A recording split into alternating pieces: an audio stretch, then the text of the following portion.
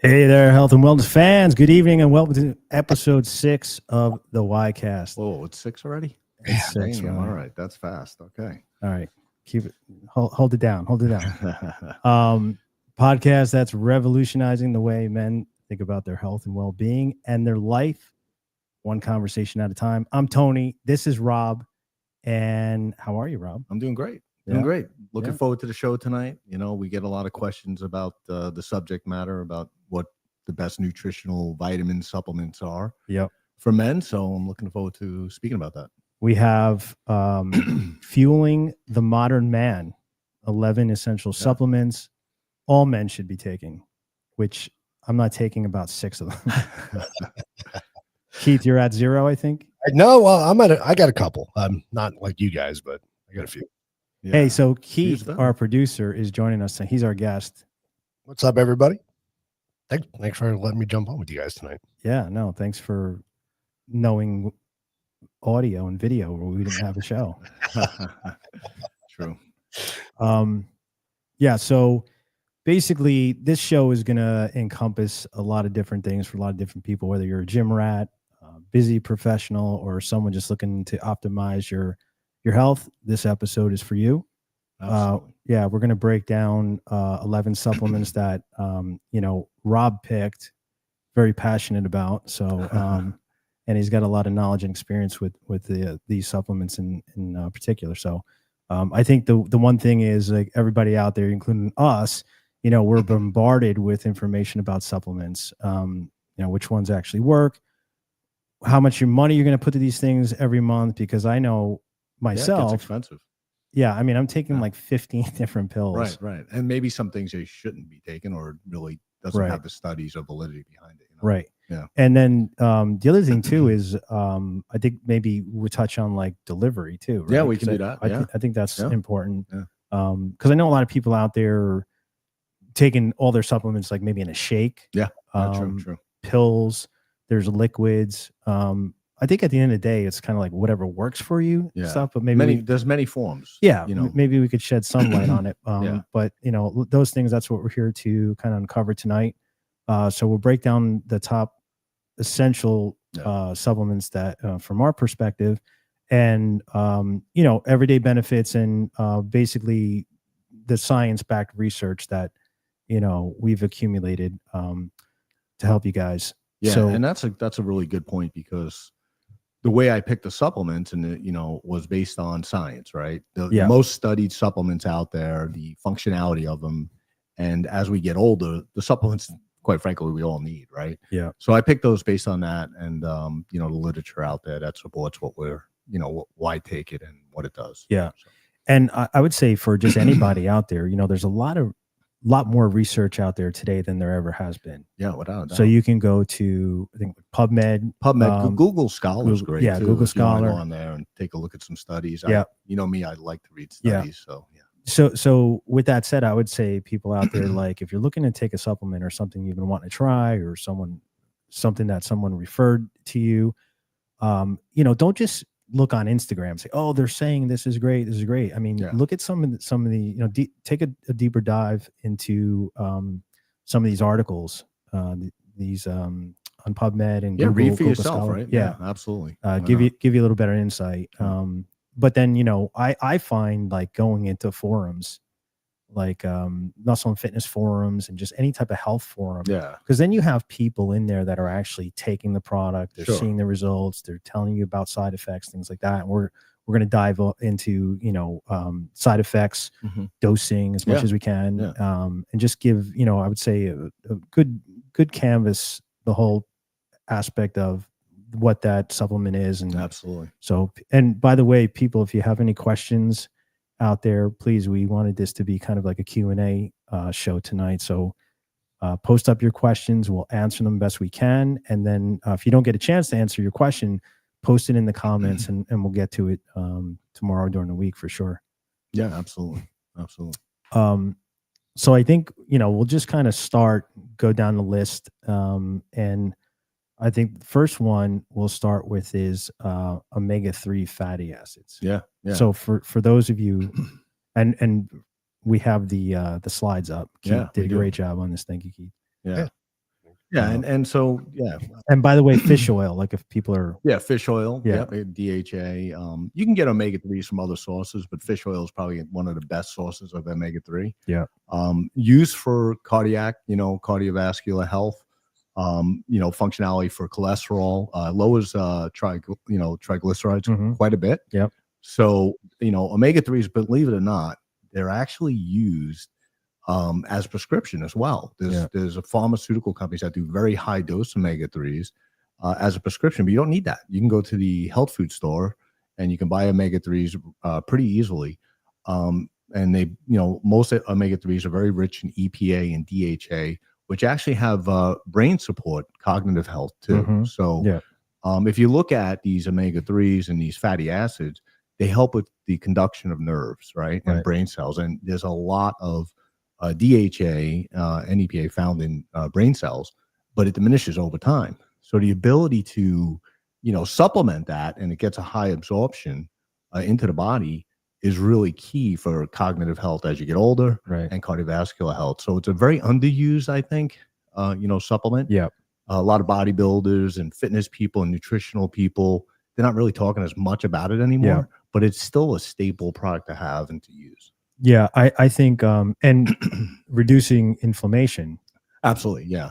Because I think that's one of the underrated things that it does. But to your point about a lot of people not knowing about or doing it, I think one of the biggest drawbacks is the fishy aftertaste. Right. Because I've taken those gel caps and it's like you can't even talk to someone. Yes.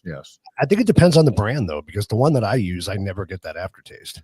Yeah, I was just and it depends on what we talked about delivery, right? Yeah. So it really depends. Are they using just the oil itself and the gel shell, cap. right? A gel cap, or are they doing something else to it to enhance, absorption, which then you don't get that fishy taste, right? They coat it. So they do coating, they do encapsulation. So definitely, have that ability. But there's something really important because with omega-3s, the reason why it works on inflammation is because you are taking down your triglycerides too, right? So cholesterol does cause inflammation, especially in the vasculature. Yeah. Also in the peripheral as well. So the ability to take these omega-3s and use it on a daily dose, that's one of the best products. That I would take. I would make sure that is in my cabinet, my supplement cabinet. I don't call it a medicine cabinet, but absolutely. And as we get older, we're going to need more of it. Brands, that's a tough one. That's a good question.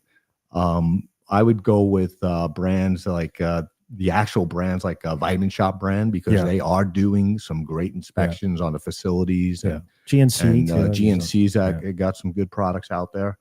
But I definitely wouldn't, just take a brand that promises it's going to save your life and, and it's going to, well, again, for anybody that wants to dive into this and is concerned about that, which you should be, remember, there are multiple ways. Like I would say, like if you're buying something on Amazon, there's a review section, right? Read those reviews because people tell you, the bottle came opened or there was a bad smell or, my breath is bad now, any of those things.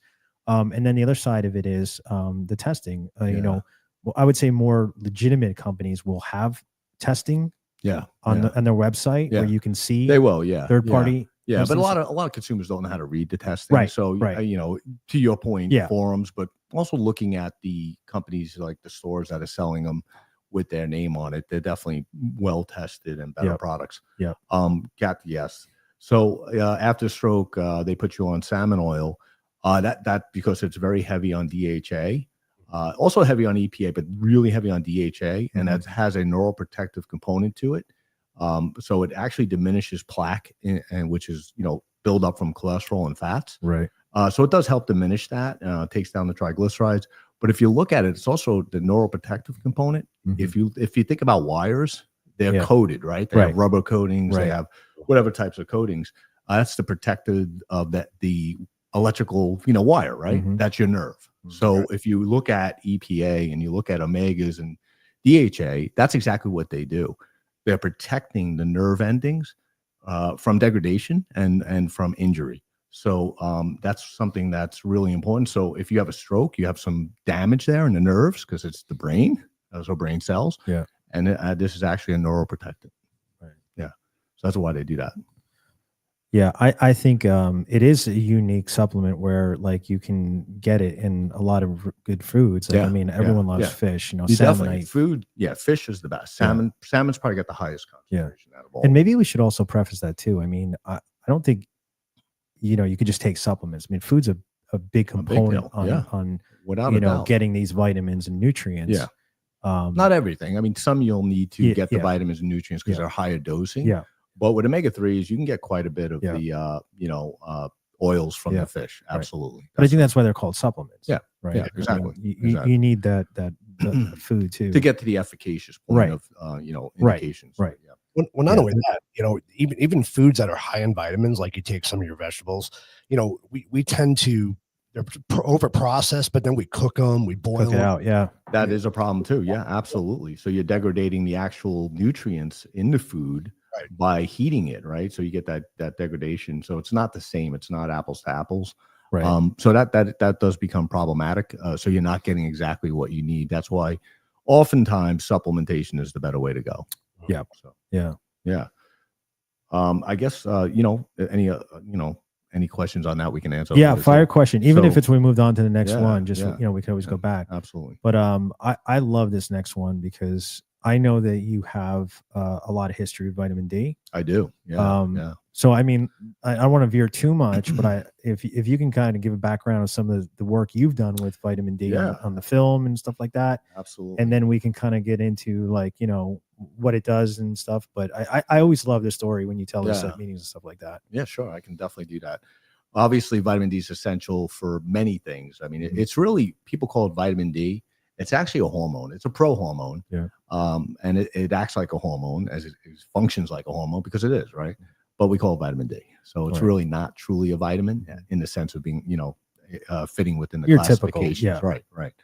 So, we worked with Cincinnati Children's Hospital, pediatrics, to help their patient population increase vitamin D levels. And these are patients that have immune compromised systems from bone marrow transplantations, transplants, and also cancer, right? So chemotherapy degrades the your immune system.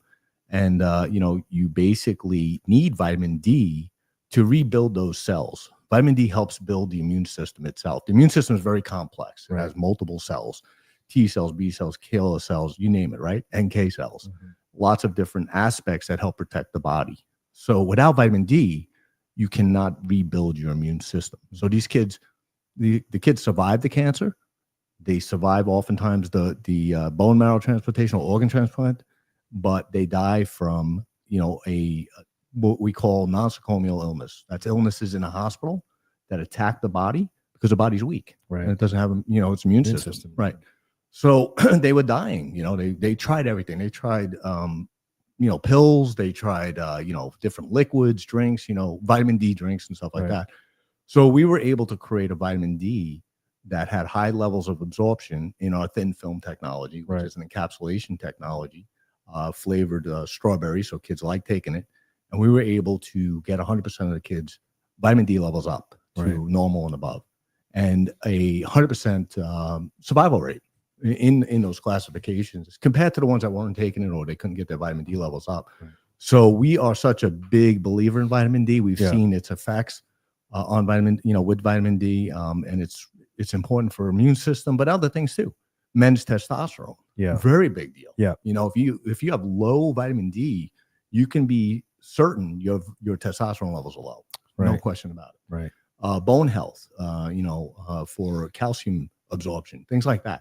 So vitamin D, across the board is very, very, very important. Yeah. I mean, I think everybody's familiar with it within the topic of, sun, getting enough sun. Well, and if you don't mind, I'll give a little bit of a story. If you remember, we weren't born, but the Spanish flu. Spanish flu is a great case of vitamin D being very successful in rebuilding immune system and survival. During the Spanish flu, they ran out of hospital space. So, excuse me, they had to put beds outside the hospitals.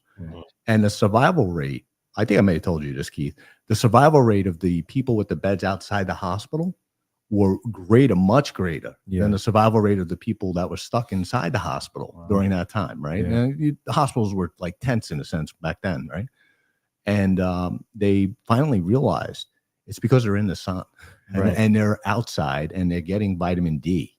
And that vitamin D was so key in protecting the body against the respiratory infections getting worse.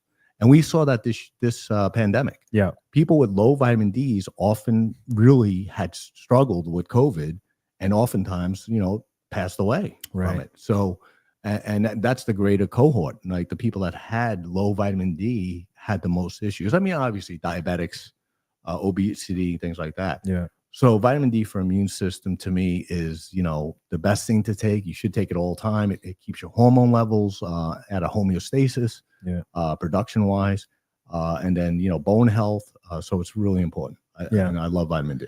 And I think the more the older you get, I think probably the more on top of it you have to be. I mean, I know like for, older people their skin gets thicker and they don't absorb as much vitamin D as they should in the sun. True. So but we wear sunblock. Sunblock does limit your conversion of sun to vitamin D. Right. So that's another aspect, right? So if you look at it, it's epidemic, and it's epidemic in every country now. Right. Vitamin D deficiency, believe it or not. Yeah. So everybody probably needs a supplement unless you're out in the sun with no sunscreen for 20 minutes a day. You're not converting enough vitamin D, right? And that's really the fact. And then you're going to die from sun cancer. Yeah, exactly. Well, that's a whole other show because I think sun cancer increased when sunscreens came to the table. And if you can look at that comparison. Interesting. That's probably But All right. So now we're the X-Files. We won't get into that though. What would you recommend dosing wise? This is all over the board for me. It is. I mean, I've done extensive research on dosing, and it takes a high dose to be toxic. It really does. Yeah. But not even like to get to that level of toxicity. But what would you just recommend? Starting out. I'll tell you, it depends on your blood levels, right? Yeah. I mean, I would get a blood test and see what your vitamin D levels are. Right. But if you can't do that, I mean, you could safely take 4,000 IUs a day. Right. Really, and be safe. I mean, you're not gonna have any issues with that, and you'll get enough vitamin D. Because we make a once a week 40,000 IU. Yeah. And that's really for people that have high deficiencies and just want to take their product once a week. Right? Yeah, I mean that's what I like to do. Yeah. As far as side effects goes, I think you mentioned just the toxicity, but other than that, there's nothing. I mean, I don't see a lot. Yeah, you won't notice any side effects, right? Yeah. Unless you're taking very high amounts. I'm talking about 100,000 IUs, for a long time. Yeah. It does affect liver and it does affect the kidneys and things like that. But if you're taking what I told you, moderate doses, it's very safe. No question about it. And it's so important. Yeah. For upper respiratory infections, flu season. I mean, you name it. Vitamin D is really one of the keys. Yeah, it's a staple in my house. Yeah, well, no, it should be in everyone's. I think the word essential for this one is understated. But I would say also to get back to what you said earlier about getting checked to tailor your dose. I mean, I think that's important. It's not a bad idea to get checked when you're getting your blood work, and you should get blood work every 6 months. You know, as you get older, maybe start even quarterly. Yeah. But well, we talked about this a few times. Yeah. Already. But checking your vitamin D levels, I think that is essential as well. I would definitely do that. Yeah. I think I saw a question from one of the viewers. Does the multivitamins lessen the strength of each specific vitamin? Yeah, that's a good question. Unless you're not eating most of the time, I'm not a big fan of multivitamins, which is why you won't see it on the list. I think a lot of the multivitamins are just they're just there so from a absorption level and degradation level. When you are taking the vitamins, they do compete. So when you take multivitamins, and it's a great question, by the way, they do compete with each other, right? Especially, and this, you have fat soluble molecules and water soluble molecules, and so it's a lot of stress on the GI to absorb and for carrying it through into the blood. So it does. it does kind of wash out some of the vitamins you're getting, and it's not it to me. That's not the best way to go at all. So Keith, no more Fred Flintstone vitamins. But those gummies are good, though. Yeah, exactly. But but to answer that question, I'm not a big fan. I like the essential vitamins, and if you're eating at least 2 meals a day, you're likely getting a good amount of those other vitamins. Right? And I would also say, I mean, you and I have this vantage point of testing multiple actives at a time on different types of delivery systems. And you get these multivitamins, and they have like 20 or 30 vitamins inside. And like, how can you really be sure? I mean, that's a lot of testing. And when we did test some of them, and this, the percentages were much lower than they say. So, it's because, and it's not because they don't put it in there. It's because they're putting all these vitamins together. Right. And it affects stability. Right. And so they degrade. And so that's a problem. Right. So they don't really last. And honestly, I don't think they're that effective. And I would say, like, there's people on the go. There are people that are not going to individually take specific things. We're not saying don't take a multivitamin, but I would say if you know your blood work and you are deficient in vitamin D or something else, calcium, whatever, maybe take that as well separately. So you have that other source of it. But here's an interesting question. What's the difference between vitamin D and D3? Yeah, that's actually a very good question. So vitamin D3 is more of the nutritional supplement. Vitamin D itself, and it's a tweak to the molecule, but vitamin D itself is usually from conversion of the sun. Right. There's D2 and D3 as supplements. Right. D3 is probably the higher absorbed, supplement. If you take D2, typically you want to take that with vitamin K. Right. Which I think you know that. Yeah. So, because of absorption. But D3 to me is probably, for me, the better product to take. I think it's kind of taken over the it has the space. It has. It's safer. It has, the concentration is more stable. That's another issue with vitamin D, and just like other. Well, hey, great questions. Keep them coming, guys. Yeah, very good question. Okay, unless you have anything else on D, moving on to magnesium. No, I'm just kidding. Sounded good though. Moving on to magnesium. Yeah. Which I'm taking now, supplementing this and calcium. Yeah, I remember we talked about that, and you started taking that, right? I took orders, boss. Yeah. No, I don't. But I mean, has it worked a little bit, or I've noticed. Well, I had an electrolyte imbalance. Yeah. I was cramping up, like I can't tell you. Yeah. I mean, I was like literally sitting in my office chair like a couple weeks ago, and I just backed up with my legs, and I got such a bad cramp that it took like, I would say, a full minute for me to work it out. Wow. So, you could be, and what I learned from that is you could be taking some electrolytes, you could be eating right and everything, but if there's an imbalance there, that can cause it too. Absolutely. So, that's the other thing you have to worry about now. Not only taking the stuff, doing what you say, Doc, I'm taking the medication, I'm taking the supplements, but now I've got to worry about how to balance that out. Yeah. So I don't think this is typical for people, but since I've taken the magnesium now twice a day, I have, my cramps have subsided. You're probably sleeping better too. Yeah. A little bit with the magnesium. It helps. It helps a lot. And my feet relaxes the muscles. Yeah. My feet were, if I like wiggle my toe or just like move my toe a little, my whole foot would cramp. Yeah, sure. And I like literally had to grab the top of my foot and pull it back. It's that. Yeah. No, I get it. And a lot of people have that. And when we get older, if you're not drinking enough water, dehydration, that's the biggest deal. Yeah.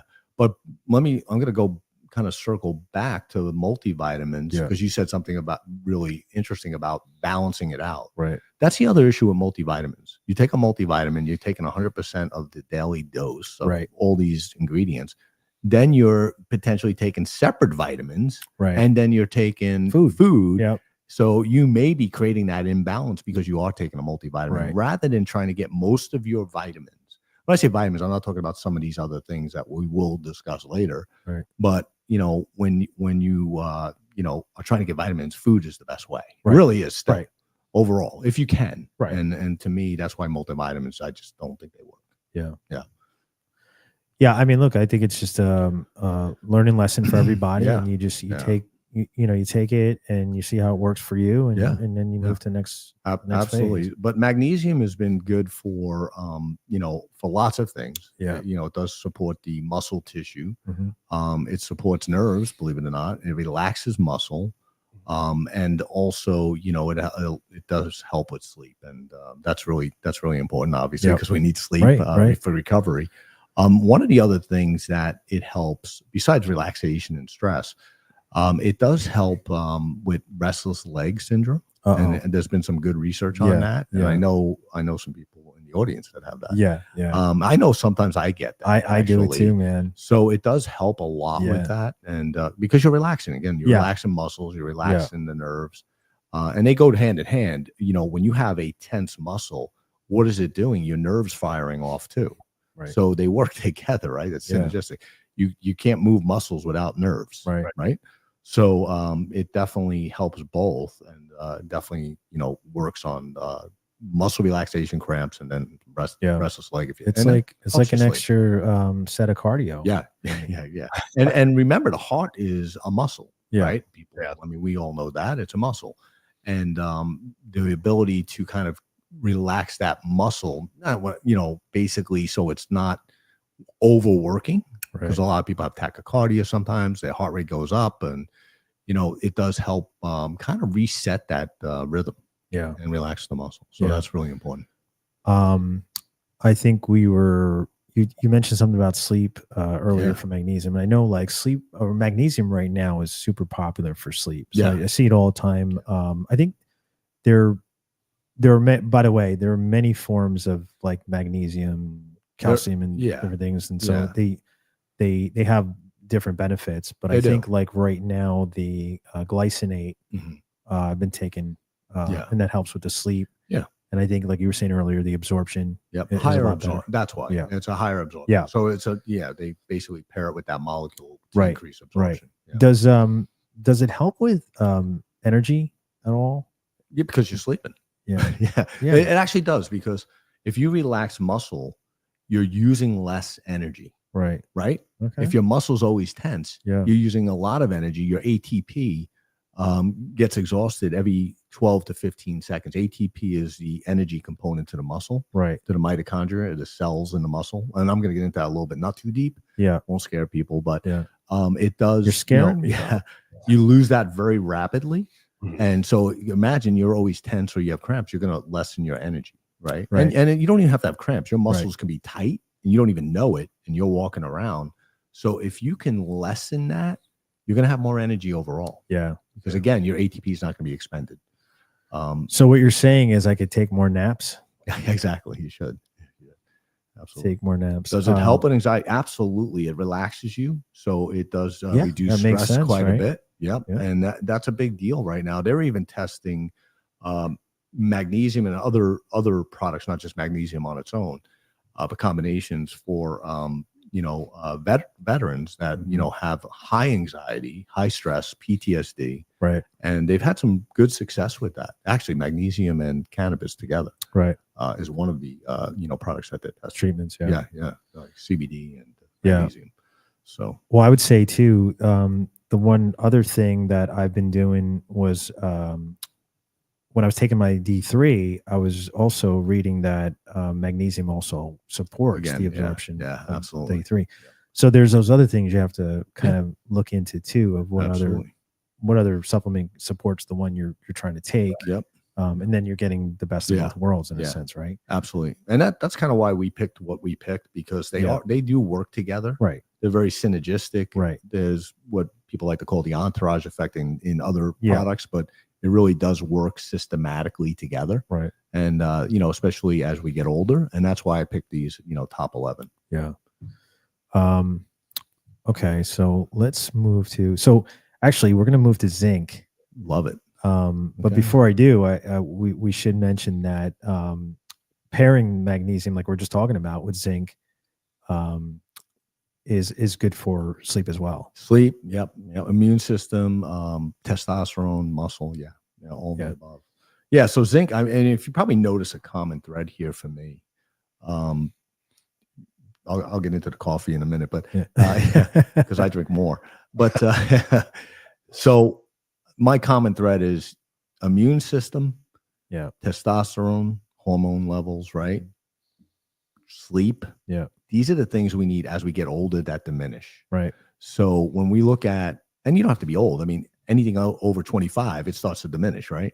So these really are important supplements to take to kind of keep that homeostasis, or that I like anti-aging hack, if you will, right? So zinc is so crucial in combination with vitamin D for immune system.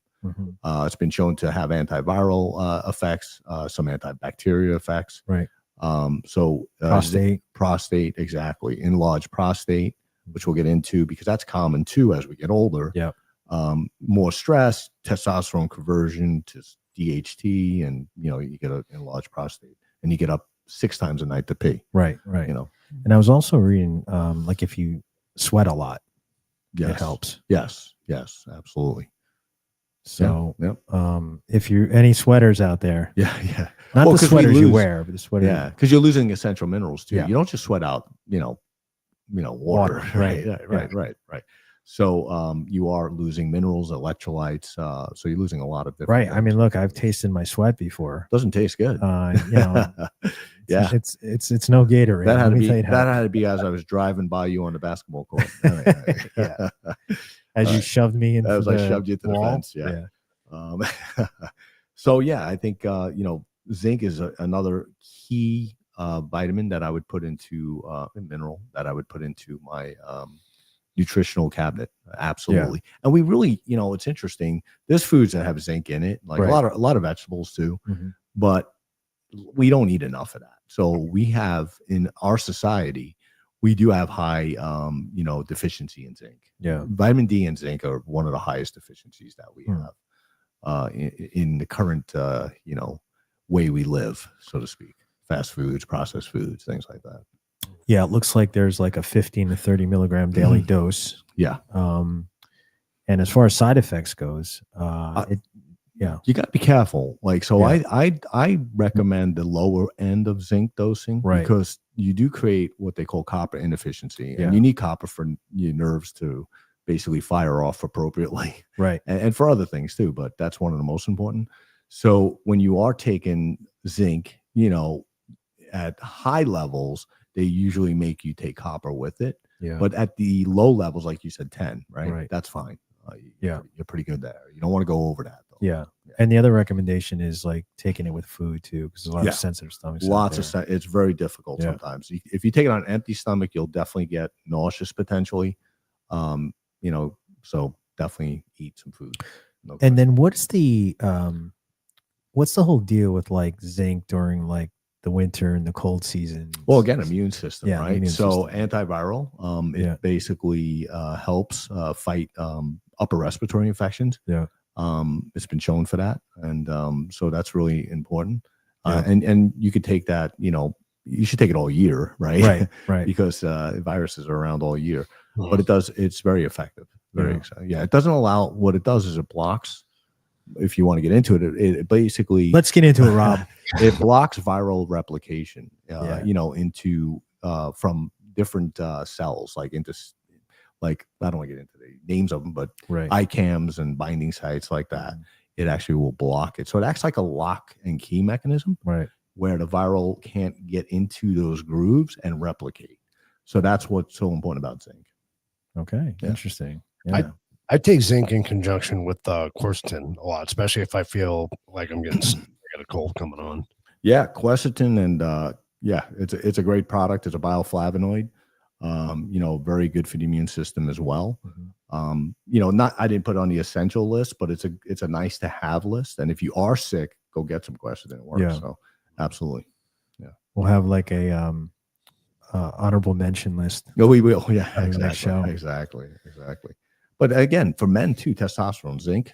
If your zinc is low, so testosterone has to convert, right? And if you don't have enough zinc, it's not going to, and it's gonna, and honestly, you'll end up with more estrogen in the end, right? And then you'll start crying at Hallmark movies. So commercials, but yeah. So, and I know you already do. I don't see anything wrong with that. Exactly. But yeah, so for men, obviously you want to keep as much testosterone and less conversion into estrogen, and then the even worse conversion into DHT, which we'll talk about. Yeah. Okay, cool. Now this next one is another one of those enigmas out there because it's all over the place. Everybody talks about it, and the dosing's kind of like everywhere. Probiotics, right? Yeah. So we know, I think everybody knows it's for gut health. But let's shed some light on this because I'm still confused about it. Yeah. So yeah, probiotics. I mean, I'm a big believer in pre, pro, and postbiotics, believe it or not. There's different levels of this. Obviously it's a good bacteria, good flora. So it's interesting. The studies now show that the brain and gut have a communication network to it, right? So a lot of these probiotics, when you have the right flora, your body functions in a very good homeostasis, means balanced, right? It's very balanced. In fact, there's some interesting studies with Alzheimer's too on this. Yeah. So gut health is the key to the brain health. Without gut health, the brain gets diminished. So really, a lot of people say that, your second brain is your gut. And it's true. Yeah. So for an example, we had a show on GLP-1s for weight loss, right? Yeah. So GLP-1s act in the GI centers and receptor sites, and there's lots of ways it works, right? But it basically sends signals, right, from brain to gut. You're not hungry, so you're eating less. How does that work? It takes it to the brain takes it to the gut, and back and forth, right? They communicate. So probiotics have been shown to communicate with the brain and the immune system, the immune cells at a cellular level, because all cells have an intelligence as well, and they have a network. So a lot of these, probiotics have been able to, that basically create a network, a communication network throughout the body and into the brain. Yeah. So very important. Yeah, very important. Your body's like a computer network. That, and then think about it, probiotics with good gut flora. If you don't have good gut flora, then you're diminished in nutrients because you're not absorbing the nutrients the way you normally would. So basically, the nutrients that you would take would maybe get very low absorptions, right? Because your flora is off. And let's say you're on antibiotics, kills your flora. So you probably notice your gut, you don't feel good, you're lethargic. So you're not getting the appropriate nutrients. But probiotics allow for the flora to be beneficial, the GI to work appropriately, and then the signaling from brain to gut to work appropriately, and also to the immune system. So very important. Lots of studies on this. I mean, you can imagine how many studies are on this, but lots of studies. Yeah, I would say also the aspect of like replenishing for people who are frequently using like antibiotics. Right. Yeah. You need those probiotics to build your army back up. Absolutely. Yeah. Absolutely. That's why a lot of doctors say eat yogurt, right? Yeah. Because yogurt has a lot of the probiotics in it. Very natural. And it definitely helps balance that flora, because antibiotics kill good bacteria and bad bacteria, but you don't want to kill good bacteria, and that's the biggest issue. Right. Go ahead, I'm sorry. Yeah, no, I was just going to talk about dosing because this is a thing I think that's all over the place online. Maybe not so much now. I think people, are kind of getting a grasp of, what there's better information out there. Yeah. But we see this billions and billions of CFUs daily. Right. It has to be in the billions for it to work, actually. So it's not measured in milligrams, right? So it has to be in the billions. And each different biotic, if you want, probiotic, has different levels that it needs to have. Some need 10 billion, believe it or not, and some need 1 billion and 5 billion. But it's pretty even across the brands and the product lines. The dosing, pretty much, I would say. And I did look this up because I was tired of looking at as CFUs and not knowing what it stands for. Colony forming unit. Yeah, exactly. Yeah, exactly. Very good. You're forming colonies. Yeah, exactly. That's your bacteria colonies. And basically, the more good bacteria you have, the less bad bacteria you have. So your gut is working better, right? Because we all have good and bad bacteria, both in the oral cavity and in the gut. Probiotics for dental use and oral use is a big deal too. Yeah. Because it basically flips the flora in the oral cavity. I mean, because you're always putting stuff in your mouth, right? So your bacteria is not that good there. Yeah. It's it's better to take probiotics than it is to rinse your mouth out with Listerine. So they have some probiotics that dissolve, and you can swish it around your mouth. It's much better than just killing all the bacteria, because now you just killed the good bacteria as well. So there's a lot of taking business away from Listerine, Rob. Yeah, sorry about that. Well, maybe they'll hire us and we'll do the probiotic Listerine. And storage. I know like storage is a big thing. Like not once it's made. Yeah. Not once it's made, and they do a lyophilization, freeze drying of the actives. So it's pretty stable now in the capsules. Unless it's in liquid form, then your point is well taken. Right. It has to be in a refrigerator. Gotcha. No question about it. Yeah. Okay. We had a couple of questions if you want. Yeah. Pop them. Yeah. I think this one was in relation to zinc, if I remember. It came up during that. So. Yeah. You can pair vitamin C with zinc. That's not a problem. Absolutely. How many times a day should a person take fish oil, magnesium, and vitamin D? Well, if you can take it more than once a day, you're good. Yeah. I would take that once a day, actually. And then, vitamin D, I think we talked about it, 4,000 IUs, up to 4,000 IUs a day is pretty good.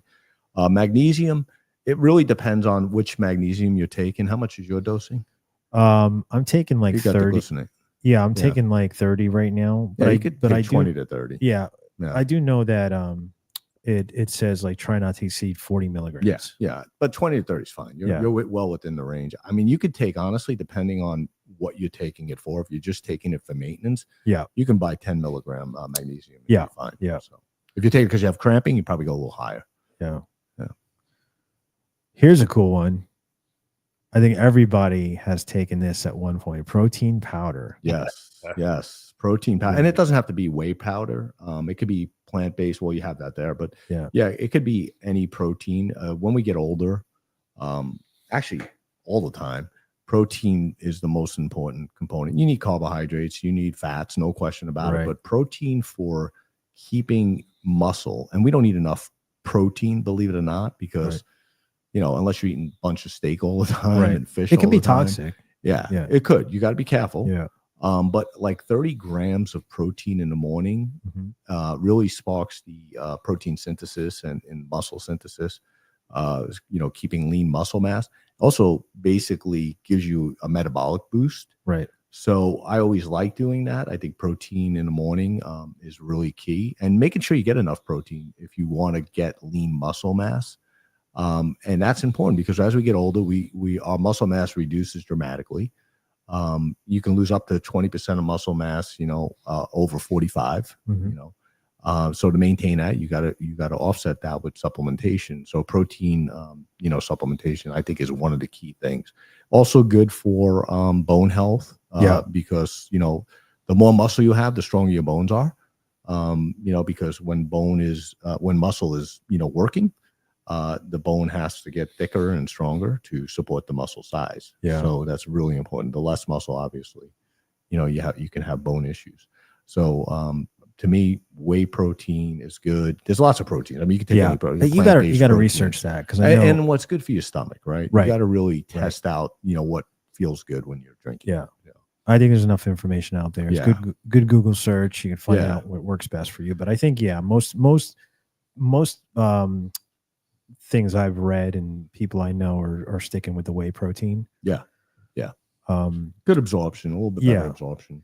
And then I would say, the other thing is like the dosing again. How much should someone take? I know there's like a conversion, like 1.5 grams per body weight. It's really 2. Yeah. So 2 grams per kilo. Okay. Right? So it's around that, 1.5. Yeah.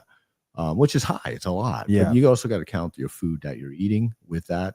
But most people, if they're trying to, increase muscle size and get stronger, they're not taking enough protein. They're really not. Unless they supplement. You have to supplement. Yeah. You're not going to eat. Before you work out, after you work out, during the day, after dinner. I mean, it's constant. Yeah. Because you're not going to eat enough. There's no question about it. Yeah. You can't. Mean, even a steak doesn't even. No. Yeah. Doesn't come close. Yeah. So that's interesting. I mean, there are a lot of options out there today. Yeah. I was, I've always been taking like the thick milky shake type thing, and now I'm taking the I forgot the name of it, brand, but it's like drinking almost like a Gatorade. Yeah, It's they that have kind that. of They have like juices that clear are high protein. Yeah. I mean, it's pretty. Yeah, it changes the game a little bit without a because you doubt. don't want to have like that heavy milk in the morning.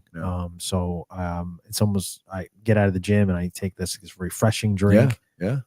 Get my protein. And then I do one after. And it's cheaper than 6 egg whites. I mean, right now. Exactly. Price of eggs are up. No, but it's good. Protein supplementation, really important for health. Absolutely. And then I think we covered this, but what's the go-to protein powder? Again, I would just say like try them all, like Rob was suggesting, because there are definitely digestive complications with some of them. So just check out what works for your body, and and really important to look at. And I know this is a little more complex, and we're not going to talk about it today on the show, but not all proteins are the same, and not all whey protein brands are the same. Right. Your amino acid profile on the proteins is key, so you definitely want to make sure it has the essential amino acids in the protein itself, because that's going to be key for absorption, also key for muscle building, right? Which is really the overall goal. Exactly. You're trying to build that muscle. And when you build muscle, you burn more fat, so it's all around a very good thing. I mean, there's a big shift. I think we talked about it on one of our shows, maybe the first show. There's a big shift right now. I mean, people are swearing by just lifting weights and being consistent versus running 6 miles. Well, I told you, I always said this. Look at a sprinter's body versus a marathon runner body, right? They're doing fast, quick intervals that really stress muscle, right? And they're ripped. They have more lean muscle. Marathon runners have a lot less muscle, right? So that's the difference, really. So as we get older, our muscle diminishes, and weightlifting will keep your metabolic rate up higher. It will keep the fat down, and it will actually increase, bone health. Right. Are there any bad protein drinks? Oh, I'm sure there's a lot of bad protein drinks. That's why we think whey and plant-based proteins are probably the best. I would stay away from any soy protein, to be honest. That would not be my plant choice, especially for men. Soy does have a tendency to increase estrogen in men. And it acts like an estrogen, basically, too. That's the other issue. So I would stay away from a soy protein all the way. I mean, I would not touch it. And then again, where you're buying it, if you're walking in GNC, I'm sure there's some knowledgeable people there, but I don't think they're going to be carrying a bad protein. If you're buying on Amazon, I mean, again, be careful with that, though. If you're buying on Amazon, do what I do, like go into the comments and just read, and then or the reviews, and see what people are saying, and then take that and do a Google search on that. You'll find it. Costco does a great job at vetting customers, brands. And they definitely want lab tests. They want everything before you can get into a Costco. Right. So Costco has some great product there, good protein drinks. I would look at that. I mean, that's a great way to go. GNC does vetting too. They do. So a lot of these, well-known nutritional supplement shops, but like GNC, Vitamin Shop, they definitely do their diligence. So you're not going to get something terrible there. But a lot of them sell soy protein, so I would stay away from soy. Yeah. Understood. Yeah. Did I make myself clear? You made yourself clear. Yeah, absolutely. Everyone's throwing out their soy protein now down the toilet. Coenzyme Q10. Yeah, one of my favorites. So CoQ10, I guess, is the colloquial term. Yeah. So it says your heart's best friend. Yeah. Okay. Yeah. Well, you have CoQ10. You have that in your body. Yeah. But a lot of people that have high cholesterol are taking certain drugs, and a lot of these drugs are statins. And you have some other types of drugs that act like statins, and basically are decreasing your coenzyme Q10 in the body. And what that does is it weakens the cardiac muscle quite a bit. It really does. And you have less effective contraction. You have less effective, valve movement, to flow the blood in and out of the heart, which is really key. So coenzyme Q10 is like one of the best supplements for heart health. I mean, so many studies on it. I mean, it's been, you probably read some of these. Yeah. Lots of publications on cardiac health, also post-surgery for cardiac patients, right? Very, very strong. It's not going to help with cholesterol, right? So if you're getting, if you're getting stents because you have blockage, that's a cholesterol issue, right? So omega-3s would be something I would look at. But as far as, any other cardiac issues or just keeping strong cardiac tissue, that's a great, great supplement. Yeah. Yeah. Well, you mentioned something before that. You said, if you're taking a medication like a statin, that's the other important thing with all of these things. I mean, drug interaction is absolutely, it's a big deal. So I would say, like, if you're taking heart medication or cholesterol medication or something, take a look at what the drug interaction is. Right. If you're going to take a new supplement, just to be sure. Without a doubt. Yeah. I know you have to. Yeah. A lot of these won't have direct interactions. In fact, some of them will have, replenishing effects. Right. Support. That's what I went for, support, right? Right. On a lot of these products. But that's always a good thing if you're looking at a particular supplement or vitamin to, hey, let's see if there's any drug interaction. Well, I know there's a lot of people out there that don't like taking anything. And sometimes if you have to supplement something, you're still taking something and you're unsure, so. I'm not saying you have to have all of these, but if you have, if you're looking to address an issue, these are the top probably 11 to address those issues. Yeah. I mean, that's the thing. Look at the benefits, right? And see, hey, I can use more energy. I can use more relaxation, and then, pick and choose that way and see how it works out for you. Yeah. I see Paul's question. A great question. Statins, they had their place, but I think they're over prescribed. What was the question, Rob? So basically, there's a lot of talk about statins being bad. Oh, right. And replaced by fish oil, right? How do I feel about statins, or how do we feel about statins? And yes, I would say replace it with fish oil. Yeah. If your cholesterol is not way over the top, statins have been overused by a lot. It does have issues. You have issues with muscle, kidney, as you know, liver. So you're taxing the body quite a bit. I think, diet and, fish oil and things like that are probably the better choices, and try that first.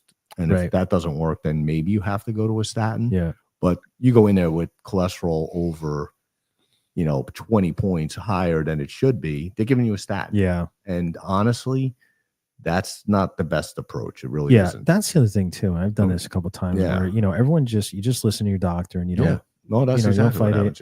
Yeah. But you do have the opportunity to get off some of these drugs by taking care of your health and just be, monitor and look after yourself. I mean, that's, I think that's the whole thing, the point of what we're doing, what our mission is, Project Y. And I think the pharmaceutical industry, well, they want to take a piece of that. I think they recognize that people are moving towards omega-3s more. Right. So what they did is they got the omega-3s. They got the FDA to approve a high dose omega-3 to be prescription only. Yeah. So they offset that, and they say, well, we got to protect our market share. Yeah, exactly. And that's what we're going to do. So I'm not a big fan of statins. I think statins, have a place for severe issues, but again, people that get blood work, the numbers are just, they have these numbers and ranges, and that's a whole nother show. Right. And we've talked about this with other doctors.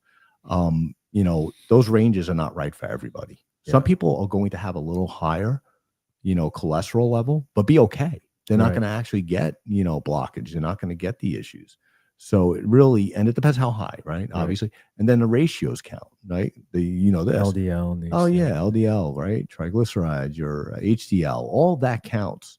You can't just look at it as just, the total number. Right. So, and a lot of doctors look at the total number and say, oh, you're over. We got to give you a drug. Give you something. Yeah. But I like omega-3s. I think that's a great one. There's actually, and this is not on the list, but there's been some good, I guess responses for some people using red rice yeast extract. Yeah. Which has been used for thousands of years in China, as you know. Yeah, I use it. And they've had some. Oh, yeah? Okay. Did it work for you? Yeah, it actually, so my triglycerides were a little bit high. Right. Last set of blood I had taken, it has dropped. So I don't know if it's added to fish oil, but or a combination of both. But yeah. You know. Well, that's good. That's good news, though. At least it did. And you were taking fish oil as well. Yeah. What was your dosing on your fish oil that you're taking? I don't I remember. remember. Yeah. Okay. Yeah, but they're pretty common dosing. It's bad for memory. It's bad for memory, obviously. Yeah. Well, actually, it's good for cognitive. You just blew my point there. Yeah. Geez. All right. But I like coenzyme Q10 is great. I think it's underused, believe it or not. But if you're over 40, good time to take it. Yeah, and this is another one of those fat soluble supplements. So it's better to take it with a fatty meal. Yeah, or something. absolutely. Yeah, you get a better absorption. That Not way. a cheeseburger. Well, yeah, a lot of times they put it in a lipid anyway. Yeah. So they increase absorption that way. It just depends on how they deliver it, Right, exactly. Okay, so this is interesting. I know. I figured I'd blow your mind a little bit on this one. Ashwagandha. Yeah.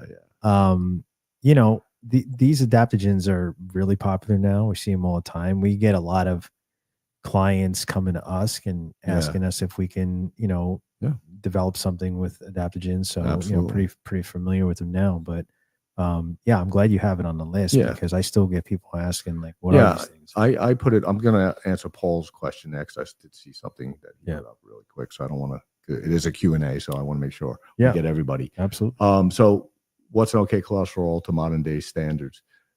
So again, it's based on ratios. It's based on your HDL ratio, your triglyceride ratio, and your HDL, LDL, triglycerides, right, as you know, and HDL.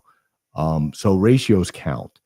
That being said, I think you really, as you get older, should have your cholesterol tested more often because, and you've seen this with yours actually.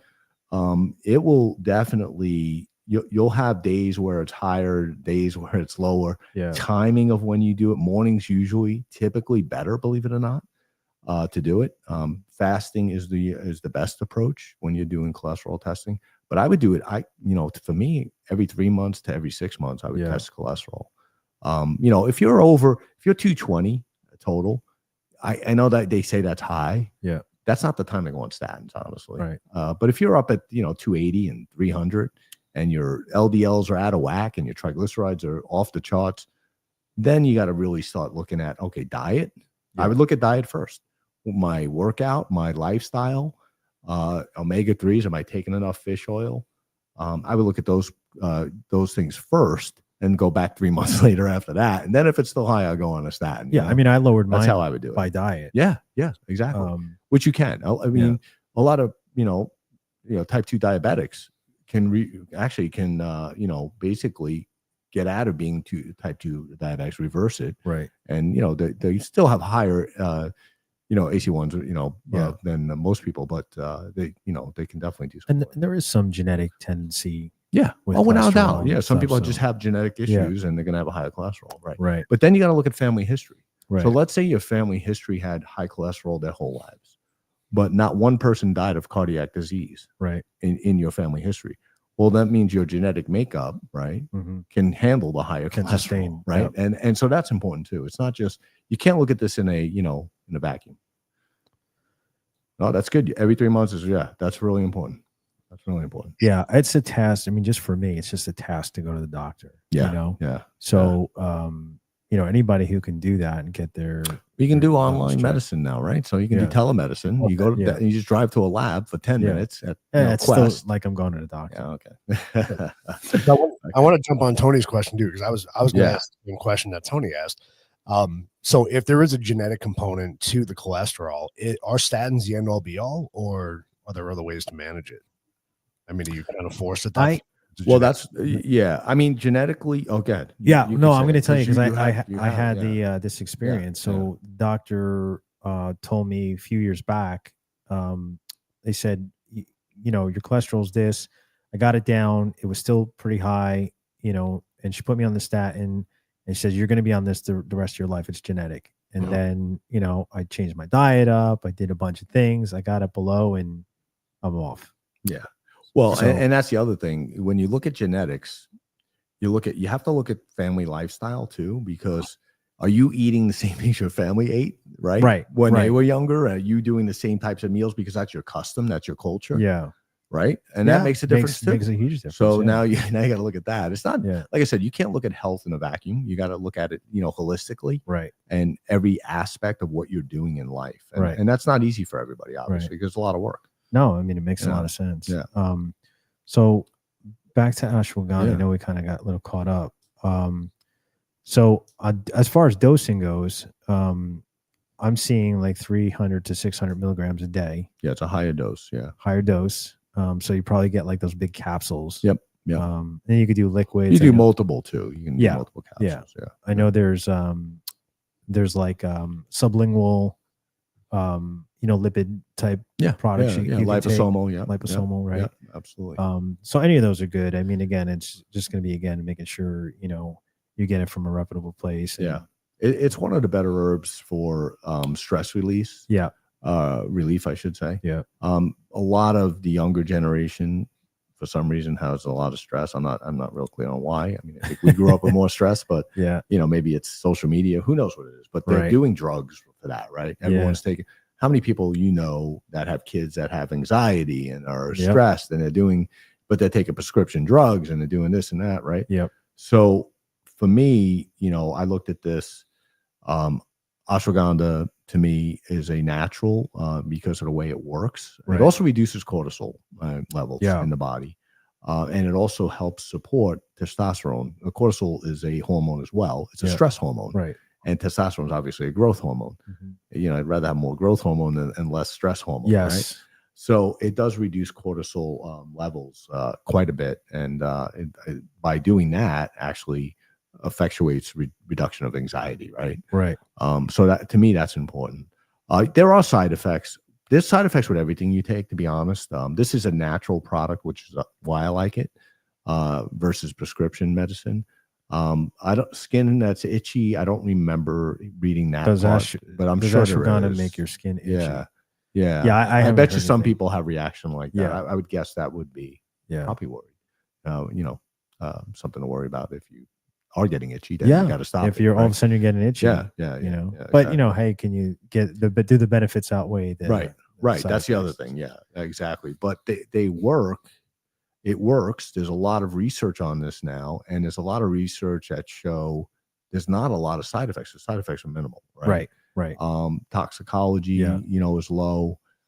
It's to me, it's better than these kids taking, like I said, some of the medications they are. Yeah, very mild drowsiness. Yeah, I mean, because it relaxes you. Yeah, right. So it definitely relaxes you, drops your cortisol levels, and just kind of gives you that relaxing feeling. Right. Some people love that though. I mean, they say it calms them down right before they sleep. They'll take it in the evenings, or they'll take it even early because they've noticed increased focus too from it. Right. Right. So improving energy and really increasing their mental focus and clarity. Right.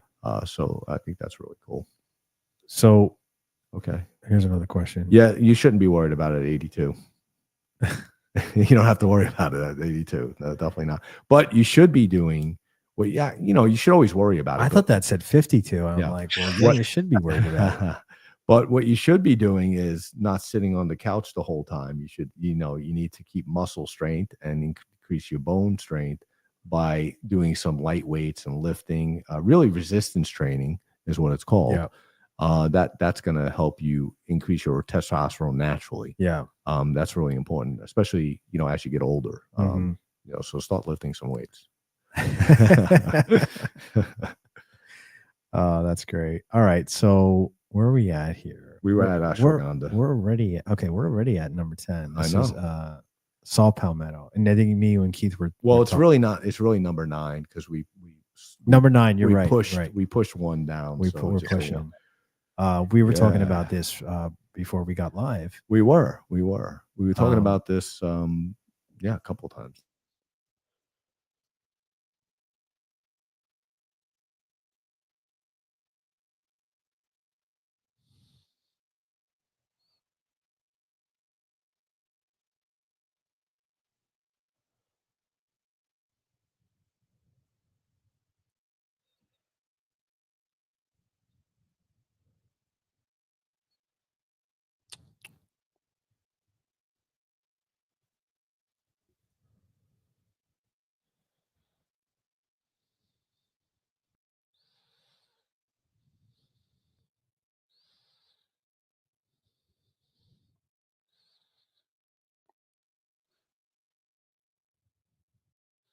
think we lost their feed.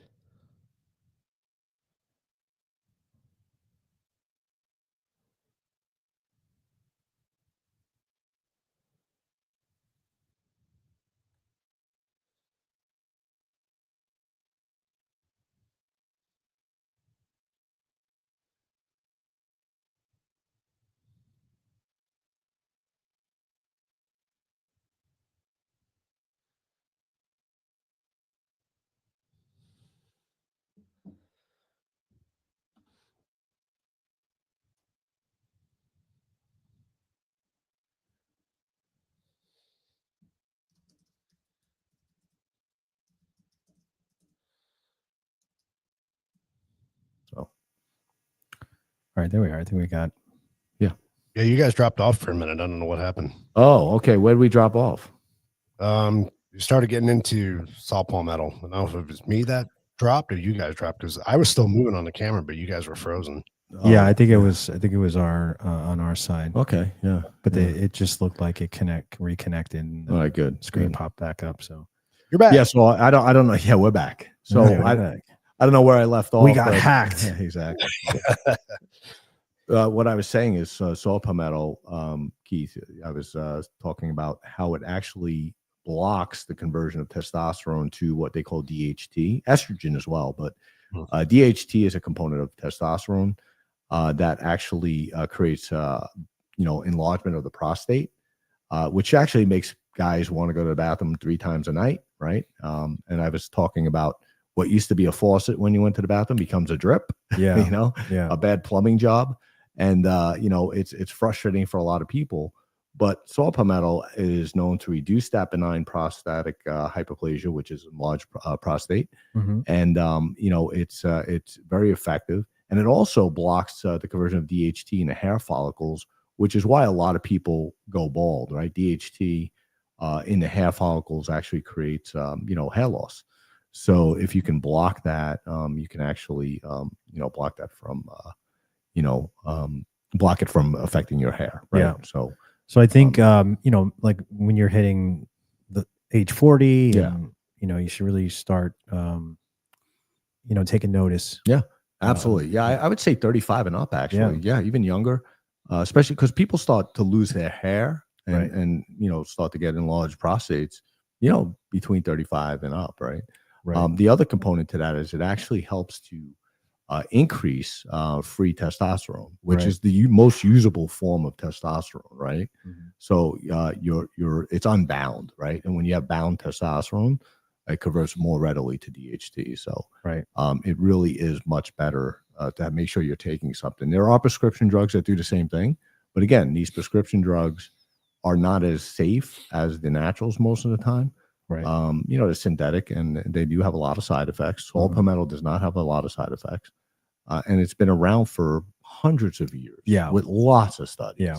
I remember this from more studies than most prescription drugs. So, it's pretty safe and effective as well. So that's important. Good. Okay. So we are at the final 2, and I know my favorite. These 2 are specialty, Rob. Yeah. Don't want to let you down. So we'll want to put these at the end here. So we'll go through this. And I'm sure some people have never heard of these, but they really, Well, I mean, let me say this is that, people probably heard of like creatine, right? But the benefits that you probably don't know about, you probably just hear it for like, building muscle. But you're going to get into the amazing benefits that this I've been seeing constantly, like on my feeds, all these new studies and new developments of what creatine can do. So absolutely. So creatine used to be known just for increasing muscle mass, muscle size for bodybuilders and athletes, and also for increasing the twitch of the muscle fibers, so you perform better, right? So basically fast twitch muscle fibers mainly. But that's not all it does. So creatine is very important. You get it in food. You can eat a steak and you can get, maybe a gram of creatine from a steak, maybe a little bit less, maybe more, depending how big of a steak you're eating. But creatine is important for recycling ATP. ATP not to get too in the weeds, but you'll see that little cell on the slide that Keith put together for me. You'll see the cell, and in that cell, we have something called the powerhouse of the cell, which is the mitochondria. Mm-hmm. And the mitochondria is what creates energy in the cell. Energy in the cell is released by ATP. ATP is your energy source, and it basically, and I'm making this easier. Right. Thanks, Rob. A little more complex, but it basically allows ATP to regenerate fast, recycle fast. So I think I mentioned earlier, when you are working a muscle or you're in cramping or you're doing whatever, your ATP gets diminished within 10 to 15 seconds. It's fast. It's like not, you're not going to be able to maintain. So if you're working out, it starts to decrease your energy very rapidly. Yeah. That's why you get fatigued after a certain amount of sets and reps, right? So this actually increases your ATP, which is your energy in the cells, and it also increases the volume of the muscle cell because it allows you to work it harder, break it down more, and then recover faster. Right. So all those are very important, right, for maintaining muscle mass, muscle growth, and effectiveness in regeneration of ATP. Yeah. So that's really important. The other, that's a good. I should have told you to go to that slide, huh? As I was speaking. Yeah. So that's exactly what it does. It actually converts, and then it actually creates the ATP. Nice. Yeah. Yeah. The other component to that is recently, and you've seen this, and we've talked about this in great detail. It is a neuroprotectant. It actually increases cognitive, benefits, cognitive brain health, effectiveness, brain health. Again, it's working off of the powerhouse of the cells, and these powerhouses of the cells are needed to regenerate and to recover. And recovery is the most important because you're constantly, degrading cells and muscle tissue and brain cells, and they're constantly recycling and recovering. So, for me, creatine is probably one of the most important supplements. They're using it for Alzheimer's and dementia now. They're showing some great benefits there. So as we get older, but if you start doing it early, they're showing amazing benefits. Even for people that are obese, because creatine's helping them increase muscle mass. They're starting to have a better metabolism. Overtake them. Right. So you're able to increase metabolism that way. So that's why I put this on there. And, to me, as you get older, you want to, again, recover as fast as you can, because you do slow down in recovery as you get older, and it diminishes. But this is a key supplement. Yeah, it's fantastic. I mean, we've had multiple conversations on it. The one I will stress the side effects, because I know it's pretty popular across the board as far as people take creatine, they blow up, they get bloated. Yeah, they feel bloated. Muscles carry water. Yeah, exactly. But there's another alternative out there for people who don't know, which I'm taking, is the hydrochloride. Right, creatine hydrochloride. Right. So it's the creatine HCl. Right. A higher absorption, you can do lower dose, and you don't get that. And it's you can get it on Amazon. The brand is Concrete. They make I've vetted these guys out, so looks like they have a legitimate product out there. Yeah. But I love it. I mean, it's hard to, it's just one of my daily routine now. Yeah, sure. So I can answer that question if you want. You want to flash that back up? Yeah. So is a high level of creatine in your blood a sign of cancer? I think you're talking about creatinine. Creatinine is a different component. It can be a byproduct from creatine, but if you have high levels of creatinine because you're taking creatine, that's not a concern at all, because the kidney basically gets rid of that. But a high level of creatinine, the first thing you would look at is any kidney problems. Less cancer, more kidney issues, kidney deficiency, because that means that you're not processing, and it's you're just keeping that creatinine around. It's not processing through the kidneys very effectively, and that's part of your waste product, by the way. So does that make sense? Yeah. Okay. Yeah. Good. Good job. Sure, it makes sense. Yeah. So I know it sounds familiar, creatine and creatinine, but they're very different. Yeah. Definitely byproducts. So right. Finally, L-Leucine. Yep. Which I know is another one of your favorites. It is. It is. It's one of the most underrated amino acids. It's an essential amino acid. Yeah. It's very effective in multiple roles, muscle maintenance, DNA repair. So if you look at this, and if you want to research this on your own, we don't have enough time tonight to go through it, but it works off of an mTOR pathway. Right. And the mTOR pathway is actually, depending, there's two different mTOR pathways, but this one works off of building muscle through protein synthesis. It also works off of protecting DNA damage. Right. So a lot of the new anti-aging drugs out there, rapamycin, I don't know if you guys, Keith, if you've heard of that, or Tony, but rapamycin they're using for telomere, protection and DNA. So increasing life expectancy. It increased life expectancy in canines by 30%, in the studies, because it works off of that mTOR pathway. So leucine is a great amino acid, great amino acid to support protein synthesis, muscle, as well as the mTOR pathway. So that's why I like this. I think this is really a valuable product. Yeah. And this is dose is pretty high on this. It's 2 to 3 grams. Yeah. It's a meal. It's a higher dose.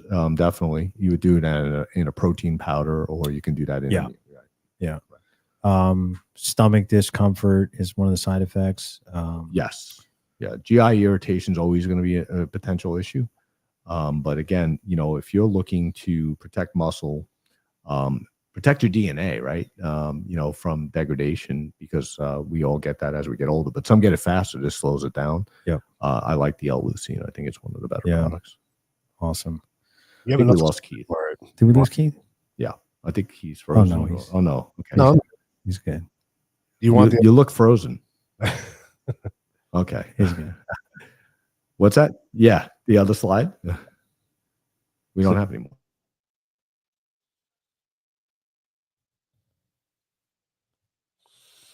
Nope, lost those guys.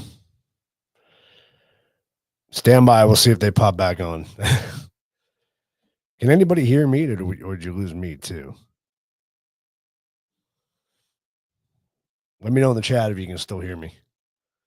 We lost Tony and Rob. There we go.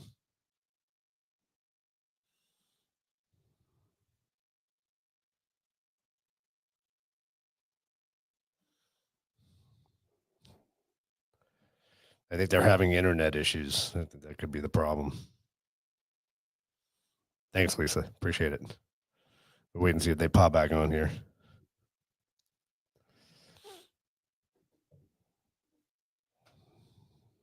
Nope, still waiting for them to pop back in.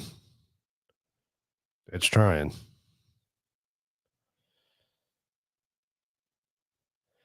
While waiting for them to pop back on, if you're joining us for the first time tonight on the Ycast, make sure you guys go like, share, and subscribe. We're on YouTube. We're also on Rumble. I want to give a shout out to our Rumblers out there watching tonight. We appreciate your support. Go to projectYnow.com to check out their website. And I think Tony's coming back in here. Okay. There you are. Yeah. Okay. Well, thanks for hanging in there, everybody. Sorry about the technical issues. But again, if you guys liked and enjoyed the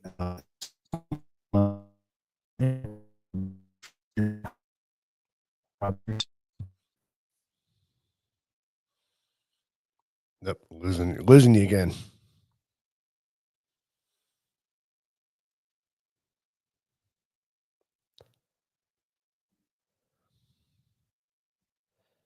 Yep, lost him again.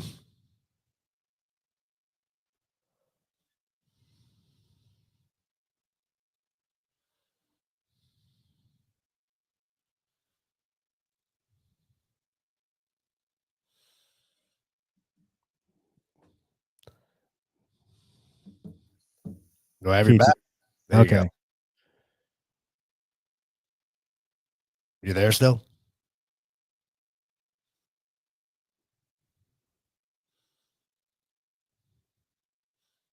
Nope, keep losing you.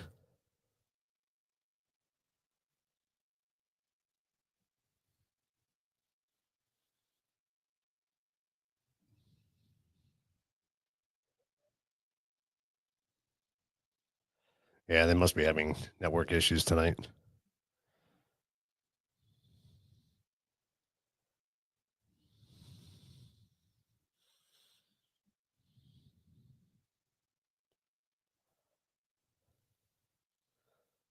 And then message him, see if he comes back on. Nope, still not back on.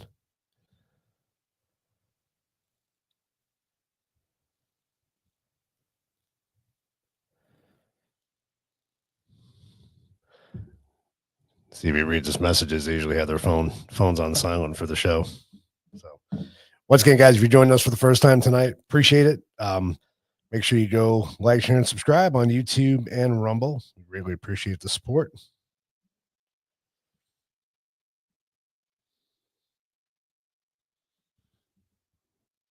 Yeah, I don't think they're going to make it back on.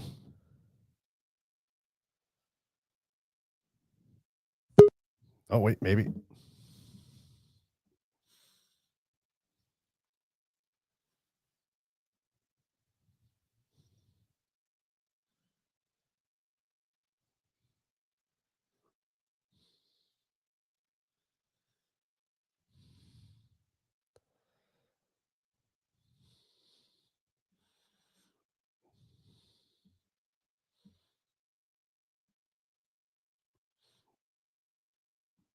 Nope, I don't think they're going to come back on.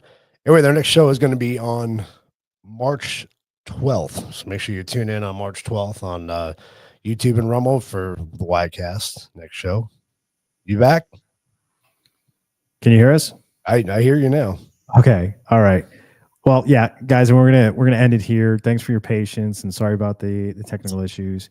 But special thanks to Keith at RCJ Productions. And guys, I encourage you to like and subscribe on our socials and share with your friends and family. Appreciate it. YouTube, you can get us at the Ycast. Instagram, Project Y Now. Facebook, Project Y. LinkedIn and TikTok, Project Y Now. We will be back on the 12th, and we'll be talking about, we'll have a special guest talking about relationships, which I think is something everybody needs to listen and join us on that one. So see you on the 12th. And thank you guys again. Appreciate it. Thanks, Keith. And we're off. See